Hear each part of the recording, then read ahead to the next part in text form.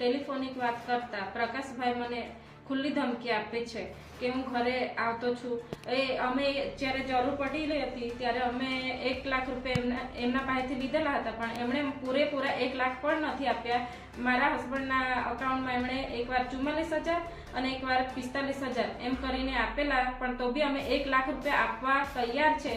છતાંય એ ભાઈ અમારી ગાડી પણ લઈ ગયા છે, અને ગાડી લઈ ગયા તો પણ હજુ વ્યાજ માંગતા છે.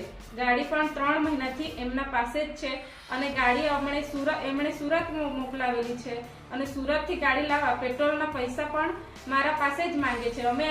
અમને ગાડી લેવા માંગતા છે, એ લોકોને 1 લાખ રૂપિયા આપવા તૈયાર છે, પણ એ પેટ્રોલના સુદ્ધા પૈસા અમારા પાસે ખુદ માંગે છે, અને વ્યાજ પણ આપવું જ પડશે એવી ખોટી ધમકી આપે છે.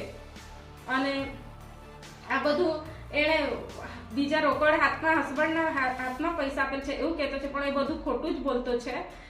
એમણે કંઈ આપ્યા નથી. એ દારૂ વેચતો છે, અને દારૂને ઉધારી એમણે કરેલ છે.